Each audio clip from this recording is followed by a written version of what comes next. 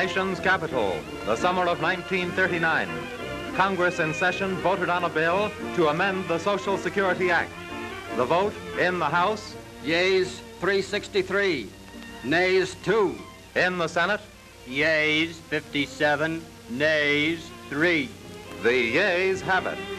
This new law moves benefits up to 1940, liberalizes the payments to workers, provides benefits for survivors, and brings millions of workers' wives, children, and dependent parents under the Social Security program. How does the family benefit under this act? Let us see. The time is early fall in 1940. The place, a local Social Security Board office. The characters speak for all the millions of workers and their families who now have this insurance protection.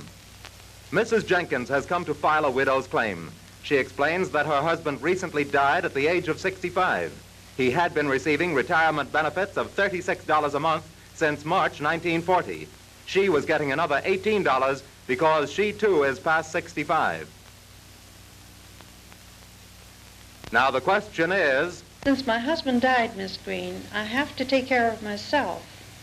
Will the government pay me more money? Yes, Mrs. Jenkins. Since you have been receiving $18 a month, this amount will be increased to $27. You see, a widow's benefit is 3/4 of her husband's former benefit. 3/4 of her husband's former benefit during widowhood.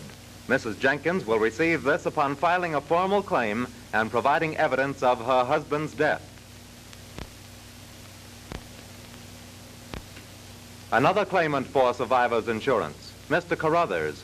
He had been supported by his only daughter until her death.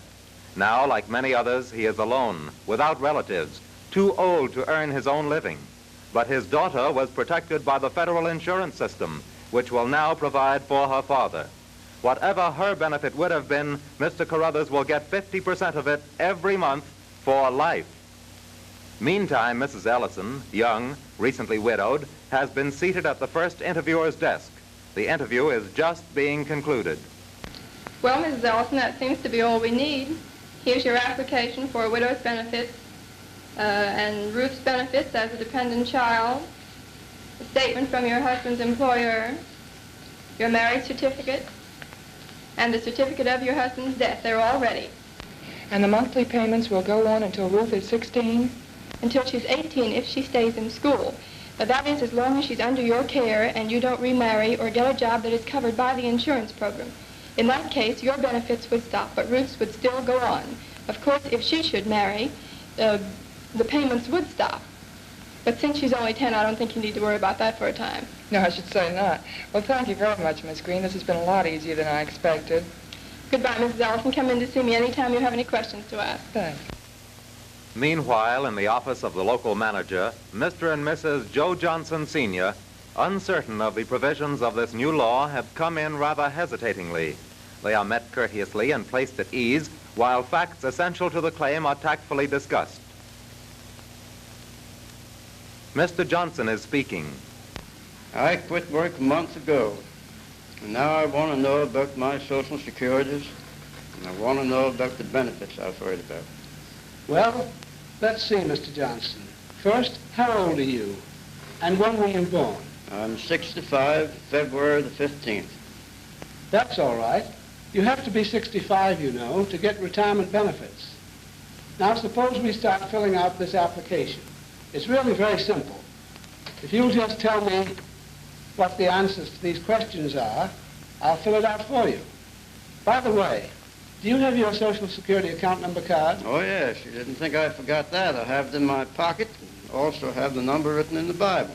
Fine. I wish more people would take that much care of their account numbers. I'll copy it down. Now, you were 65 in February. What year were you born in? In 1875, February the 15th, 1875. Do you think you could get a copy of your birth certificate?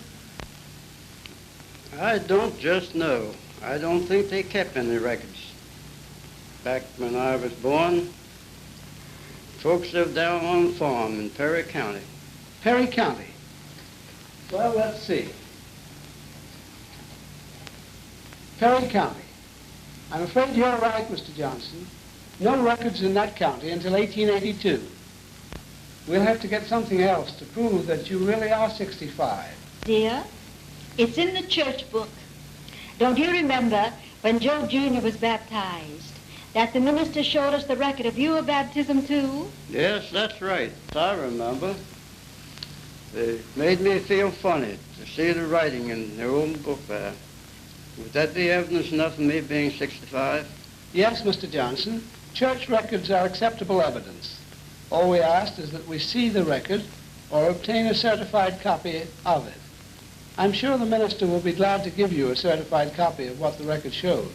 Oh, yes, that's easy. I can see him tomorrow.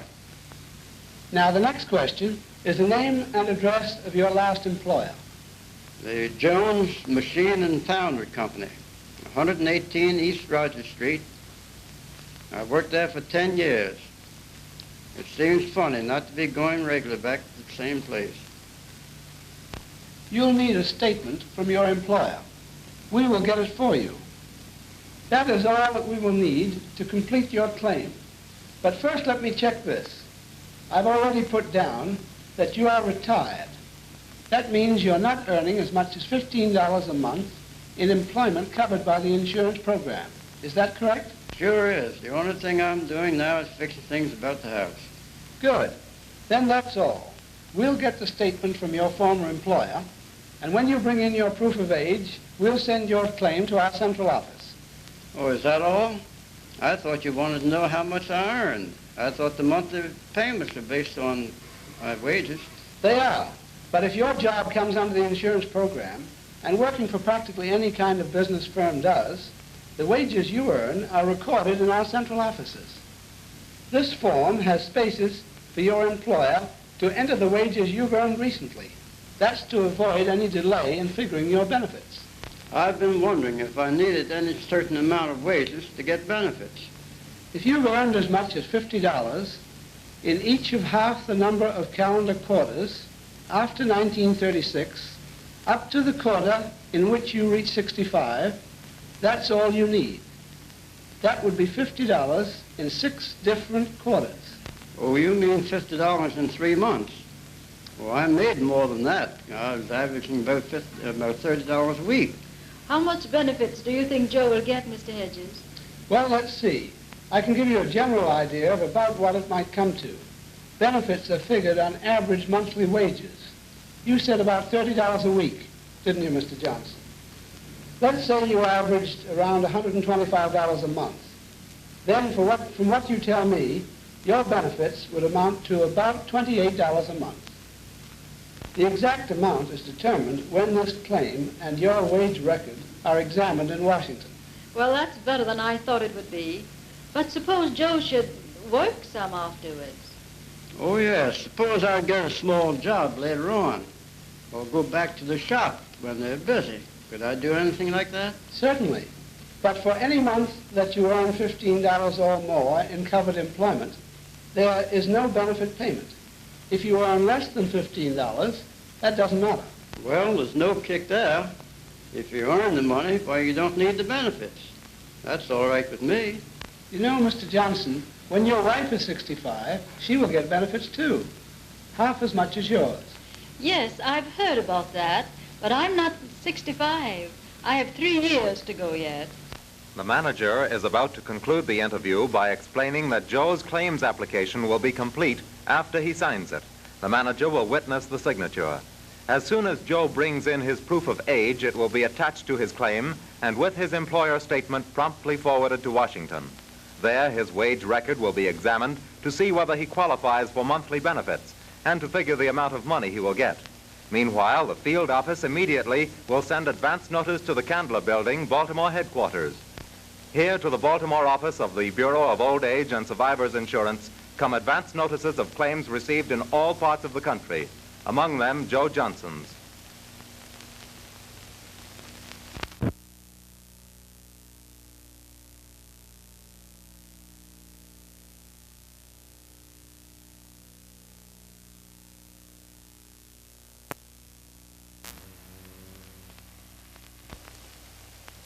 Joe's advance notice showing his name and account number is received in this section.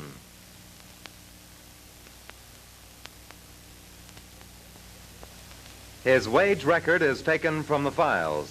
This, together with his original application for an account number, all correspondence with the board, and the advance notice of his claim are gathered in Joe's file.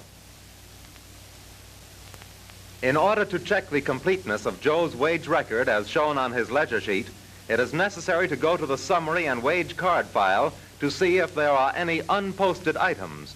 The first card, known as the summary card, has been posted to the ledger sheet, but the wage card filed behind would not ordinarily be posted until the end of the year. However, since Joe Johnson has filed his claim, this wage card is now withdrawn and posted so that the ledger sheet will show his total earnings. Here in the certification section, the assembled records are checked and the ledger sheet certified for completeness and accuracy. All of this material is then forwarded to Washington. The claims files in Washington.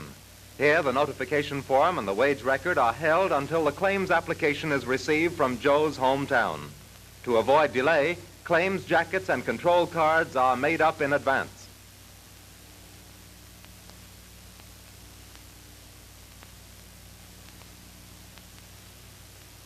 When claims are received, a clerk assembles the wage record and other material belonging to each application. Joe Johnson's application, along with his employer's statement and his proof of age, is placed in the jacket bearing his name. This folder also contains his wage record and claim notification.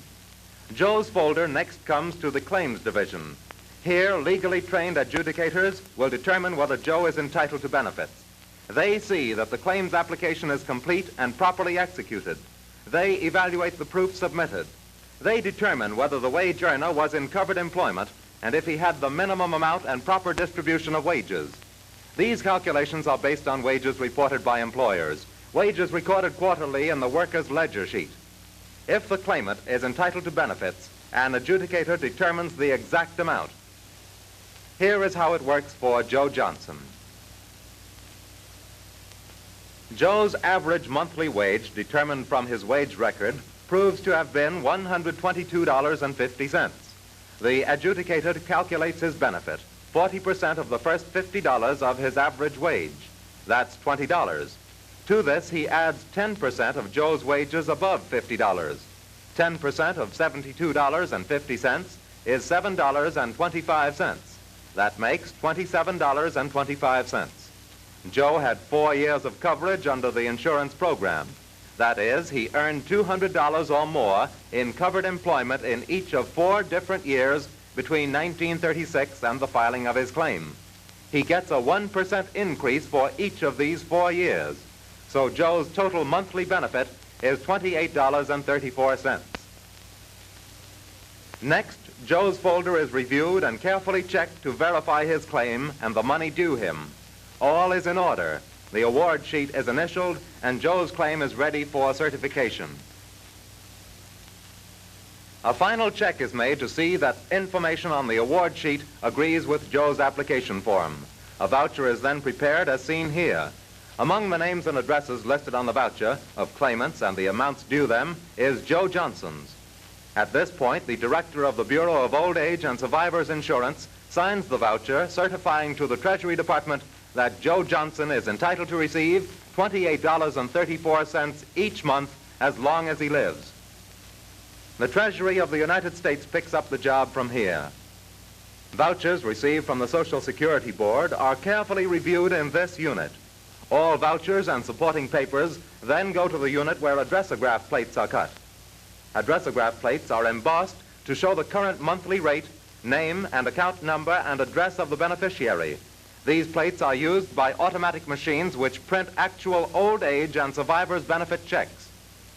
This is one of the efficient check-writing machines. In the same operation, the information printed on the checks is copied 4 times. Duplicate information is filed by the Treasury and Social Security Board for the record. Checks are now fed through this important machine. Important because it signs checks with the signature of the Chief Disbursing Officer. As the next and last step, Joe's check must be placed in an envelope for mailing. Another robot does this job. More skillfully than human hands, this machine inserts the check, moistens and folds the envelope flat. Here is Joe's check neatly placed in its official government cover. Like tens of thousands for other persons, it is now ready for delivery to Joe's front door. Uncle Sam's postmen do the rest.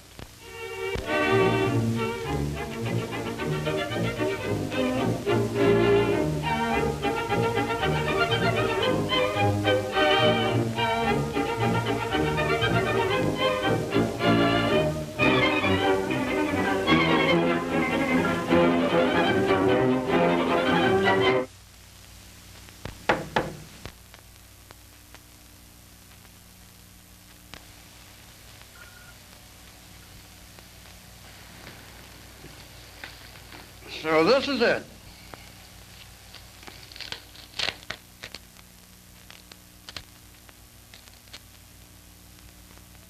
And I'll get one every month.